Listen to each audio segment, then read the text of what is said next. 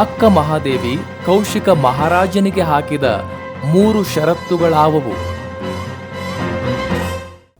ಅಕ್ಕ ಮಹಾದೇವಿಯನ್ನು ಮೊದಲ ಬಾರಿಗೆ ರಾಜಬೀದಿಯಲ್ಲಿ ಉತ್ಸವದಲ್ಲಿ ನೋಡಿದಂತಹ ಕೌಶಿಕ ಮಹಾರಾಜ ಅಕ್ಕ ಮಹಾದೇವಿಯನ್ನು ಮೋಹಿಸ್ತಾನೆ, ಅಂದರೆ ಪ್ರೀತಿ ಮಾಡ್ತಾನೆ. ಆ ಸೌಂದರ್ಯವತಿಯಾದಂತಹ ಅಕ್ಕ ಮಹಾದೇವಿಯನ್ನು ನನ್ನ ಮನೆಯ ರಾಣಿಯನ್ನಾಗಿ ಮಾಡಿಕೊಳ್ಬೇಕು ಅಂತ ಹೇಳಿಬಿಟ್ಟು ಬಯಸ್ತಾನೆ. ಈ ಒಂದು ಅರಮನೆಗೆ ಅಕ್ಕ ಮಹಾದೇವಿ ರಾಣಿ ಆದರೆ ಅವಳ ಸೌಂದರ್ಯಕ್ಕೆ ತಕ್ಕಾದಂತಹ ಅರಮನೆ ಆಗುತ್ತೆ ಅಂಥೇಳಿ ಕನಸು ಕಾಣ್ತಾನೆ. ನಂತರ ಅವನು ಮನೆಗೆ ಹೇಳಿ ಕಳಿಸ್ತಾನೆ, ರಾಜಭಟ್ಟರನ್ನು ಹೇಳಿ ಕಳಿಸ್ತಾನೆ. ಆದರೆ ಕೌಶಿಕ ರಾಜನ ಆ ಮಾತಿಗೆ ಅಕ್ಕ ಮಹಾದೇವಿಯ ತಂದೆ ತಾಯಿಗಳು ಒಪ್ಪೋದಿಲ್ಲ, ಅಕ್ಕ ಮಹಾದೇವಿನೂ ಸಹ ಒಪ್ಪೋದಿಲ್ಲ. ಆದರೆ ಅವನು ಅವರ ತಂದೆ ತಾಯಿಗೆ ಕೇಡನ್ನು ಉಂಟು ಮಾಡಿ ಅಕ್ಕ ಮಹಾದೇವಿಯನ್ನು ಮದುವೆ ಮಾಡಿಕೊಳ್ಳುವಂತಹ ಆ ಒಂದು ವ್ಯವಸ್ಥೆಗೆ ಅವರು ಬಂದಾಗ ನಮ್ಮ ಮನೆಯವರಿಗೆ ಏನೂ ತೊಂದರೆ ಆಗಬಾರ್ದು ಅನ್ನೋ ಕಾರಣಕ್ಕೆ ಅಕ್ಕ ಮಹಾದೇವಿ 3 ಷರತ್ತುಗಳನ್ನು ವಿಧಿಸಿ ಕೌಶಿಕ ರಾಜನ ಅರಮನೆಗೆ ಅಕ್ಕ ಮಹಾದೇವಿ ಹೋಗ್ತಾಳೆ. ಏನು ಆ ಷರತ್ತುಗಳು ಅಂತ ನಾವು ಕೇಳೋದಾದರೆ ಅಕ್ಕ ಮಹಾದೇವಿ ಹೇಳ್ತಾಳೆ, ಏ ರಾಜನೇ, ನಾನು ನಿನ್ನ ಅರಮನೆಗೆ ನಾನು ಬರ್ತೇನೆ. ನಮ್ಮ ತಂದೆ ತಾಯಿಗಳಿಗೆ, ನನ್ನ ವಂಶಿಕರಿಗೆ ನೀನು ಯಾವುದೇ ತೊಂದರೆಯನ್ನು ಮಾಡಬಾರದು. ನನ್ನ 3 ಕಂಡೀಷನ್ಗೆ ನೀನು ಒಪ್ಪಿಕೊಂಡ್ರೆ ನಿನ್ನ ಅರಮನೆಗೆ ಬರ್ತೇನೆ ಅಂತ ಹೇಳ್ತಾಳೆ. ಆವಾಗ ಕೌಶಿಕ ಮಹಾರಾಜ ಒಪ್ಕೊಳ್ತೇನೆ, ಸದ್ಯ ನೀನು ನಮ್ಮ ಅರಮನೆಗೆ ಬಂದರೆ ಸಾಕು, ನಿನ್ನ 3 ಷರತ್ತುಗಳನ್ನು ನಾನು ಒಪ್ಕೊಳ್ತೇನೆ ಅಂತ ಹೇಳ್ತಾನೆ. ಆವಾಗ ಅಕ್ಕ ಮಹಾದೇವಿ ಹೇಳ್ತಾಳೆ, ನೋಡು ಕೌಶಿಕ ಮಹಾರಾಜ, ನೀನು ನನ್ನ ಮನೋಧರ್ಮಕ್ಕೆ ವಿರೋಧವಾಗಿ, ನನ್ನ ಮನೋಧರ್ಮಕ್ಕೆ ವಿರುದ್ಧವಾಗಿ ಬಲಾತ್ಕಾರ ಮಾಡಬಾರದು, 1ನೇ ಷರತ್ತು.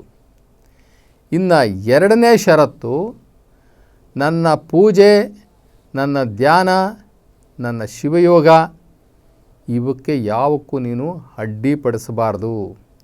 ಜೊತೆಗೆ ನಾನು ಜಂಗಮರ ಸೇವೆಯನ್ನು ಮಾಡ್ತೇನೆ, ನನ್ನ ನೋಡಲಿಕ್ಕೆ ಜಂಗಮರು ಬರ್ತಾರೆ, ಅವರ ಸೇವೆಯನ್ನು ಸಹ ನಾನು ಮಾಡ್ತೀನಿ, ಅದಕ್ಕೆ ನೀನು ಯಾವುದೇ ರೀತಿ ಅಡ್ಡಿಪಡಿಸಬಾರ್ದು. ಇನ್ನು 3ನೇದು, ರಾಜನೇ, ನೀನು ಸಹ ಭಕ್ತಿ ಸಾಧನೆಯ ಕಡೆಗೆ ಮನಸ್ಸು ಮಾಡಬೇಕು. ನೋಡಿ, ಸಾಮಾನ್ಯವಾಗಿ 3ನೇದು ಯಾರೂ ಹೇಳೋಲ್ಲ. ಅಕ್ಕ ಮಹಾದೇವಿ ಹೇಳಿದ್ರಲ್ಲಿ ಈ 3ನೇದು ಬಹಳ ಮುಖ್ಯ. ಈ 3ನೇ ಷರತ್ತನ್ನು ಸಾಮಾನ್ಯವಾಗಿ ಯಾರೂ ಹೇಳೋದೇ ಇಲ್ಲ. ಅಕ್ಕ ಮಹಾದೇವಿ ಅಲ್ಲಿಗೆ ಹೋಗಿದ್ದು ಆ ರಾಜನನ್ನು ಕೂಡ ನಾನು ಬದಲಾವಣೆ ಮಾಡ್ತೀನಿ ಅಂತ ಹೇಳ್ಕೊಂಡು ಅಲ್ಲಿ ಹೋಗಿದ್ದು. ಅದಕ್ಕೆ ಪೂರಕವಾಗಿ ಅಕ್ಕ ಮಹಾದೇವಿಯ ಗುರು, ಆ ಗುರುಲಿಂಗಯ್ಯನವರು ಅಕ್ಕ ಮಹಾದೇವಿಗೆ ಹೇಳಿರ್ತಾರೆ, ಅಮ್ಮ, ನೀನು ಅರಮನೆಗೆ ಹೋಗಲಿಲ್ಲ ಅಂತಂದರೆ ನಿಮ್ಮ ಮನೆತನಕ್ಕೆ ತೊಂದರೆ ಆದರೂ ಆಗಬಹುದು. ಆದ್ದರಿಂದ ನೀನು ಅರಮನೆಗೆ ಹೋಗು. ನಿನಗೆ ಎಂಥ ಶಕ್ತಿ ಇದೆ ಅಂತಂದರೆ, ನಿನಗೆ ಎಂಥ ವೈರಾಗ್ಯ ಇದೆ ಅಂತಂದರೆ, ನೀನು ರಾಜನನ್ನು ಕೂಡ ಬದಲಾವಣೆ ಮಾಡುವಷ್ಟು ಶಕ್ತಿ, ದೈವಶಕ್ತಿ, ಶಿವಶಕ್ತಿ ನಿನ್ನಲ್ಲಿದೆ. ಆ ಶಿವಶಕ್ತಿಯ ಸಹಾಯದಿಂದ ಅವನನ್ನೇ ನೀನು ಬದಲಾವಣೆ ಮಾಡ್ಬೋದು. ಆ ಶಕ್ತಿ ನಿನಗಿರೋದ್ರಿಂದ ನೀನು ನಿರ್ಭಯವಾಗಿ ಹೋಗು ಅಂತ ಹೇಳಿ ಗುರುಗಳು ಹೇಳಿರ್ತಾರೆ. ಅದರಂತೆ ಅಕ್ಕ ಮಹಾದೇವಿ ಕೌಶಿಕ ಮಹಾರಾಜನ ಈ ಅರಮನೆಗೆ ಬರ್ತಾಳೆ.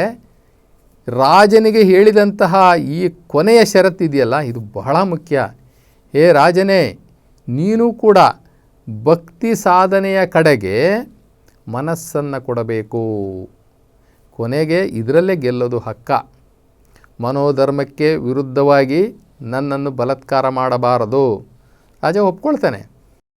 ನನ್ನ ಪೂಜೆ, ಧ್ಯಾನ, ಶಿವಯೋಗ, ಜಂಗಮ ದಾಸೋಹಕ್ಕೆ ಅಡ್ಡಿಪಡಿಸಬಾರ್ದು. ಆಯಿತು, ಒಪ್ಕೊಳ್ತೇನೆ. ರಾಜ, ನೀನು ಕೂಡ ಭಕ್ತಿ ಸಾಧನೆಯ ಕಡೆಗೆ ಬರಬೇಕು ಮತ್ತು ಮನಸ್ಸು ಕೊಡಬೇಕು ಅಂತಂದಾಗ ಪ್ರಯತ್ನ ಪಡ್ತೀನಿ ಅಂತಾನೆ. ಪ್ರಯತ್ನ ಪಡ್ತೀನಿ ಅಂತ ಅನ್ನಲ್ಲ, ಅಕ್ಕನಿಗೆ ಅಷ್ಟೇ ಸಾಕಾಯಿತು. ಕೊನೆಗೆ ಅಕ್ಕ ಹೇಳಿದಂತಹ ಈ 3 ಷರತ್ತುಗಳನ್ನು ರಾಜ ಮುರಿತಾನೆ. ಮುರಿದು ಅಕ್ಕನನ್ನು ಬಂದು ಸ್ಪರ್ಶ ಮಾಡಲು ಬಂದು ಅಕ್ಕನ ಸೆರಗನ್ನು ಹಿಡಿತಾನೆ. ಮೈ ಮುಟ್ಟೋಲ್ಲ, ಸೆರಗನ್ನು ಹಿಡಿತಾನೆ ಅಷ್ಟೇ. ಅಷ್ಟಕ್ಕೆ ಅಕ್ಕ ತಾನು ಹುಟ್ಟಿದ್ದಂತಹ ಸೀರೆಯನ್ನು ಕಿತ್ತು ಬಿಸಾಕಿ, ಏನು ರಾಜ ನೀನು ಮಾಡ್ತಾ ಇರೋದು? ನಿನ್ನನ್ನು ಭಕ್ತಿ ಸಾಧನೆಯ ಕಡೆಗೆ ನಾನು ತಗೊಂಡೋಗ್ತೀನಿ.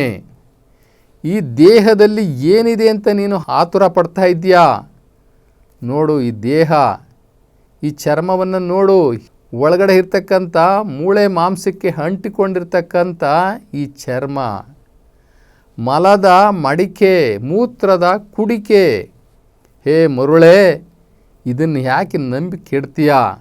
ಶಾಶ್ವತವಾದಂಥ ಶಿವನನ್ನು ಹಿಡ್ಕೋ, ಶಿವನಿಗೆ ಭಕ್ತಿ ಮಾಡು, ನೀನು ಶಿವಜ್ಞಾನವನ್ನು ಮಾಡು, ಶಿವತತ್ವವನ್ನು ಹಿಡ್ಕೋ ಮರುಳೇ ಅಂತ ಹೇಳಿ ಬುದ್ಧಿ ಹೇಳಿ ಅಕ್ಕ ಹಾಗೆ ಆಚೆ ಬರ್ತಾಳೆ. ಸೀರೆಯನ್ನು ಅಲ್ಲೇ ಬಿಸಾಕಿ ನಿರ್ವಾಣ ಸ್ಥಿತಿಯಲ್ಲಿ ಅಕ್ಕ ಆಚೆ ಬರ್ತಾಳೆ. ಕೊನೆಗೆ ಈ ರಾಜನು ಕೂಡ ಶಿವಭಕ್ತನಾಗ್ತಾನೆ. ಅಕ್ಕನನ್ನು ಹುಡುಕಿಕೊಂಡು ಅವನು ಕದಳಿವರೆಗೂ ಬರ್ತಾನೆ.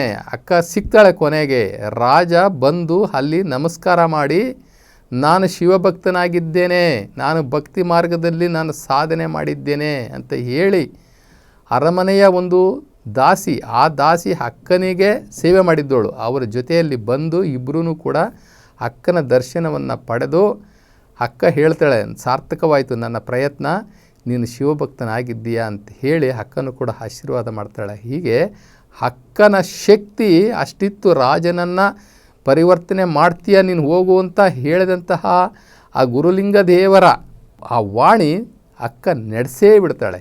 ಹೀಗೆ ಈ 3 ಷರತ್ತುಗಳನ್ನು ಕೌಶಿಕ ಮಹಾರಾಜನಿಗೆ ಅಕ್ಕ ಹಾಕ್ತಾಳೆ.